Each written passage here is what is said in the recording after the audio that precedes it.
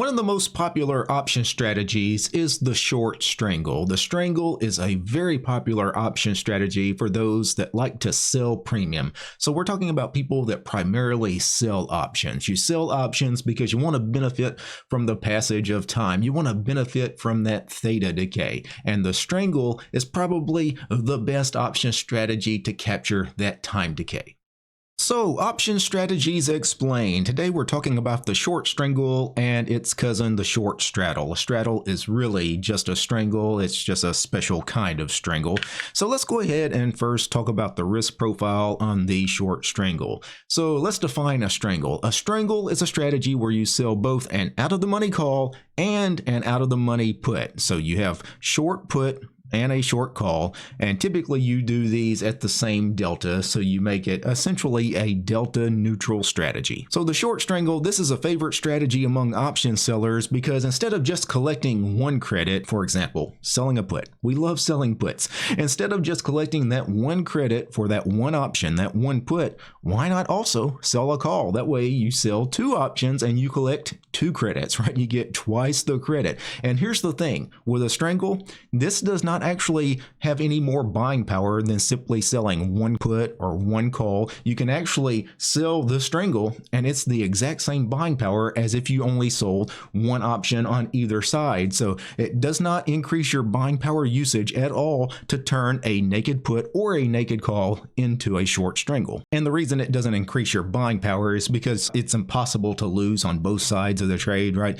You can't have the put finish in the money and also have the call finish in the money. So you're not getting double charged on buying power because, again, you can only lose on one side or the other. Ideally, though, what you want to happen is you want the underlying price to stay between your two short options. You want it to stay in this area here in the center. It can move around, and it's going to move around. Obviously, a stock never just stays still. It's going to move up. It's going to move down, right? But as long as at expiration it finishes in this area here in between the two short strikes, you will make the maximum possible reward. What is the max reward? Well, like on most short option strategies, the max you can make on the trade is the premium you collect when you sell the strangle. So if you sell a strangle and receive a $2 credit to sell the strangle, what is your maximum possible reward? Well, it's the $2 you received when you sold the strangle. Now, what is your maximum possible loss? Well, you have a short put, which has unlimited risk to the downside. You have a short call, which has unlimited risk to the upside. So you have unlimited risk, right? So you need the stock not to make a massive move down or a massive move up, because especially on the naked call, because there's unlimited amounts of room that a stock can run to the upside. On the downside, it can only fall to zero. So it's not truly unlimited risk, but if it fell all the way to zero, that would be such a catastrophic loss. We actually say that a short strangle has unlimited risk on both sides of the trade. When it comes to IV rank, you really want high IV rank anytime you sell options. When you sell a put, you want high IVR. And when you sell a call, you want high IVR. So naturally, when you sell them together, you also want high IVR. And this is because when you sell options, when IVR is high, you receive a richer premium. You receive more credit for selling that strangle, which means your P&L is going to be greater as long as you make it a point to always sell your strangles when IVR is high. Now let's talk about the straddle. So the straddle is essentially a strangle. The only difference is that both your short put and your short call are actually at the same strike. So, a strangle, you can make it as wide or as narrow as possible. But if you make it so narrow that both options are at the same strike, this is considered a straddle. Now, obviously, when you have a straddle, one of your short options is always going to be in the money because the underlying stock is going to be above or below one of your short puts or short calls, right? One of the options will always be in the money. So if that stresses you out in any way, the short straddle may not be an option strategy that you want to employ. Now, for me personally, I never actually open a new position as a straddle. Now, the straddle is a perfectly viable opening position. You can actually just open a trade as a straddle, but for most options traders, I would say straddles are typically used primarily as defensive plays. So, for example, a strangle will sometimes be rolled into a straddle as a defensive measure, and we'll talk about that more as we go further in the slides here. Also, same as a strangle, a straddle, you need to sell it when IVR is high, so you get richer credits, you get richer premium for selling that straddle. Once again, you have undefined risk to both the downside as well as the upside. So let me switch over to my trading platform and let's put on a garden variety short strangle. So let me go into a stock. How about I go into NVIDIA? It's not a terribly high price stock, so it would be easy to navigate the options chain here. I'll go to the 66-day cycle, and for me, I typically like going around the 16 delta mark on each side. So I'm going to go down to the 16 delta put. I'm going to sell that put, and then to make it completely delta neutral, meaning it's not biased in one direction or the other, I also need to sell a 16 delta call. So let me find the 16 delta call. I'll do the 17 delta call here, and you can see I'm going to receive a $5.09 credit on a buying power reduction of $3,000. That's good buying power. That's good risk versus reward on that strangle. Right now, NVIDIA has a very high IV rank. That's why the premium is so rich. And ideally, again, I want NVIDIA to trade in between my short options. If I go to the analysis tab, so let's go to the curve tool. Let's go to analysis. Let me turn off some of my NVIDIA positions to just show this potential short strangle that I'm thinking about selling. And let's go ahead and move this over. You can see as long as the underlying trades in this area, I could potentially make the full $509 credit that I received when I initially sold the strangle. Now, obviously, if it moves against me in a big way, so if it breaches this 92 put at expiration, I could start losing money. I actually don't start losing money until $5 below this price because I have the $5 credit, right? So I do have some cushion to the downside, but once it gets below around $86, I start losing money. And you can see if I go down to $80, at expiration, I would lose about $600 on the trade. And of course, unlimited losses the further I go down. The same thing on the call side. I have that $5 cushion because I received $5 credit, right? I got a $5 cushion to the upside, and there's my break even right around the 158 mark. But as I go higher, the losses really stack up in a big way. So, again, you have unlimited risk to both the downside and the upside. But for me, I think the risk versus reward is worth it. Just be careful on the kind of products you sell a naked strangle on. So let's talk about why you might trade a strangle. You may actually think that I trade strangles because I have no directional assumption. And sometimes that is the case. Sometimes that may be the case why other people sell a strangle. They sell a strangle is because they don't want to pick a direction. They have no directional assumption on ABC stock. I don't know if it's going to go up. I don't know if it's going to go down. So I'll just be delta neutral, directionally neutral. I'm going to sell a strangle. But that's not really why I trade strangles. Typically, I trade strangles is because I don't want to increase my deltas in any way. So typically I have a lot of long deltas in my portfolio. I sell a lot of puts. I sell a lot of put ratio spreads, put credit spreads. Sometimes I'll even buy the occasional long call. Sometimes I'm holding shares of stock. I have a lot of long deltas. And sometimes I'm not using that much buying power and I want to place more trades, but I don't want to keep adding more long deltas to my portfolio. What kind of trades can I make where it doesn't add any long deltas at all to my overall portfolio? A strangle.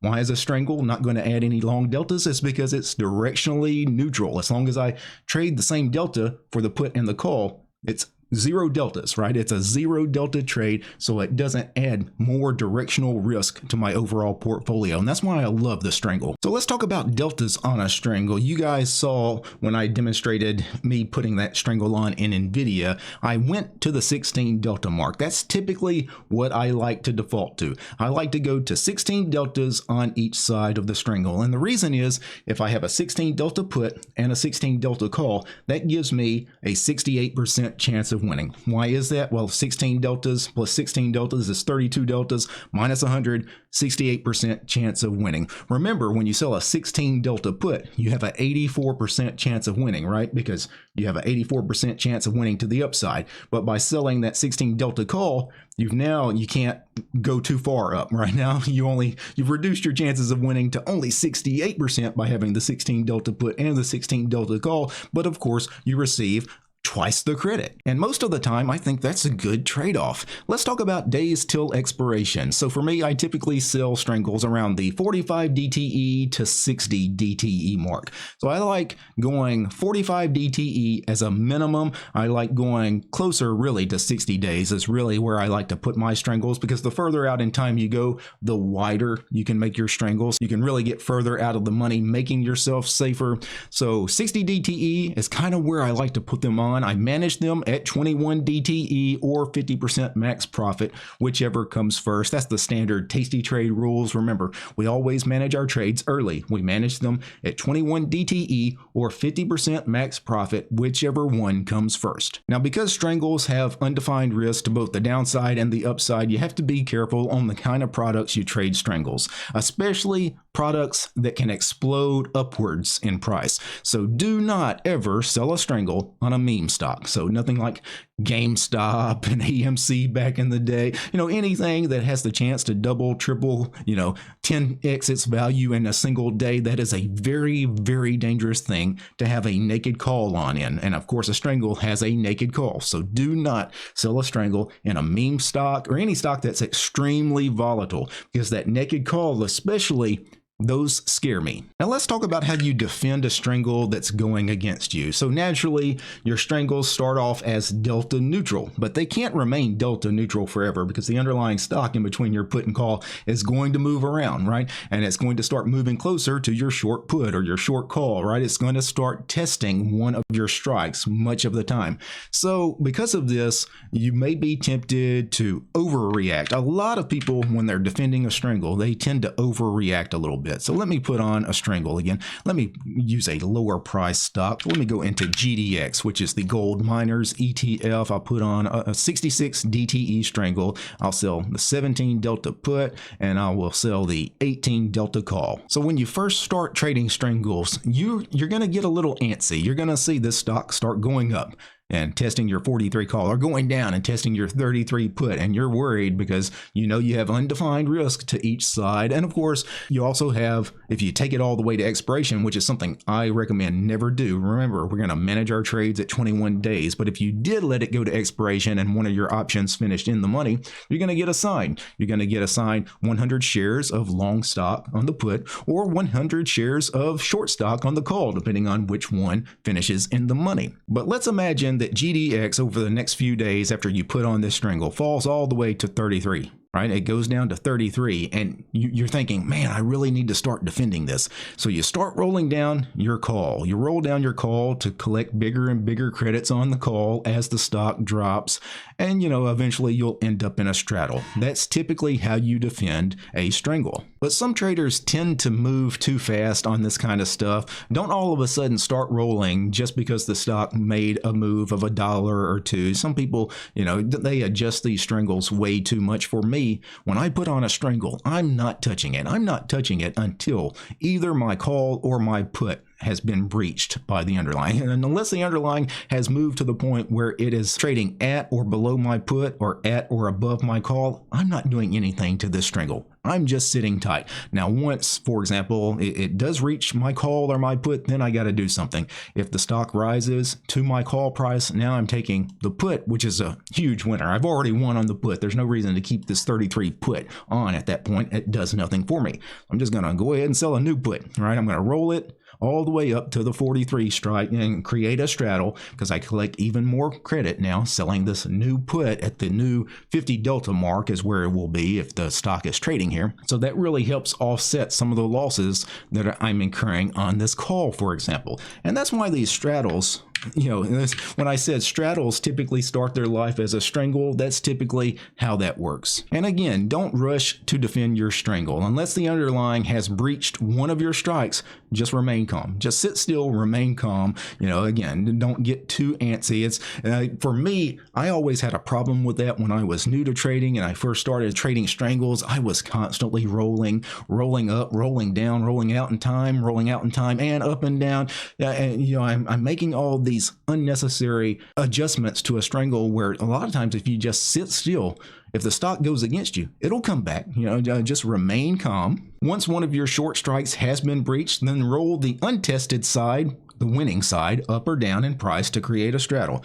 So when we talk about rolling the untested side, so if I sell this 33.43 strangle here, if the stock rises past 43, this is the tested side. The untested side is the 33 put, right? That's the winning trade, right? So that's the side you roll. You roll the winning side of the trade, not the losing side. If you roll the losing side, you actually have to pay a debit for that, and that adds more risk to the trade. You never, ever want to add more risk to a losing trade. So don't touch the losing side of the strangle. What you do is you roll the winning side of the strangle always, and that works the same on both sides. So if the stock fell to 33 or below, and then I'm not moving the put. I'm going to move the winning call, right? Because the call is such a big winner at this point, you know, I need to go ahead and move it down, roll it down to collect even more credit. Now, what happens if the stock, in this case, falls all the way to 33? But what happens if it just keeps falling and keeps falling? Well, what you have to do at that point, you know, you have to decide, are you going to keep trying to defend the trade or not? It's always okay to just close the trade and take a loss. It is never, ever, in my opinion, wrong to take a loss on the trade. So if it's not a terribly big loss, or even if it is a terribly big loss, if it feels right to you to close the trade, close the trade. But if you want to keep defending it, what you can do is you can keep rolling the untested side even further up or down, you know, depending on which side is tested, and you end up in what is called an inverted strangle. An inverted strangle means your short put is now above your short call. So it's become inverted. So let me show you this in action. So again, we started with this strangle here and the stock went down. So we rolled our call down as a defensive measure. We got all the way into a straddle, but the stock kept falling. Well, now we keep rolling our call down and keep rolling our call down, and we've now inverted our strangle. Now, what happens at this point is you've created a situation here where you need to make sure that you keep track of all the credits. You need to keep track of all credits received during the life of this strangle. So every credit you received for selling the put and every credit you received on the calls, including the rolls, you need to add them up. And you need to add up that number, and if that number is greater than the width of the inversion, you can see 33.28, the width of the inversion, the spread here is $5. As long as I've collected more credit on the trade than $5, I can still potentially get out of this trade at break even or even a small profit, because as long as the stock eventually comes back and finishes in between both the short put and the short call, both of them finish in the money. So technically both of them are losers, but as long as I collect enough credit on the trade, you know, then as long as it finishes in between the two options here, I can potentially get out for a scratch or even a small winner at that point. Now, if you don't collect enough credit on all the rolling and you end up in an inverted strangle and the credit doesn't match the width of the inversion, you've essentially locked in a loss on the trade. There's no way you could possibly make a profit on the trade. All you've done, maybe you've offset your loss in some way, I guess, if the underlying stock eventually finishes in between the two options. But honestly, I hate inverted strangles. I do not like going inverted. So typically on my strangles, I'll take them all the way down to a straddle as a defense. And at that point, if the stock keeps going against me, typically for me, yeah, it just makes my life a little easier. I'll just accept the loss, I'll close the trade, and move on. So there you have it, a quick overview of the short strangle and the short straddle. Very popular option strategies, two of the most popular option strategies around, especially for those of us that sell options, because that is what I primarily do. I primarily sell options. I like collecting credits, and I like having theta work in my favor. Matter of fact, I love strangles so much, I actually talk about strangles in my book, The Super Wheel Option Strategy, which is about my favorite option strategy, which is the wheel strategy. And you're probably wondering what a strangle has to do with the wheel. Well, the thing is, a strangle has a naked put, right? And you have a naked call as well. So you do have to defend the call, but if you're running the wheel, if the put gets tested, you could just let it get a sign and take shares. So you can actually run the wheel with a strangle if you so desire. So check out my book, The Super Wheel Option Strategy. You'll find a link to the book in the description below. Peace, guys.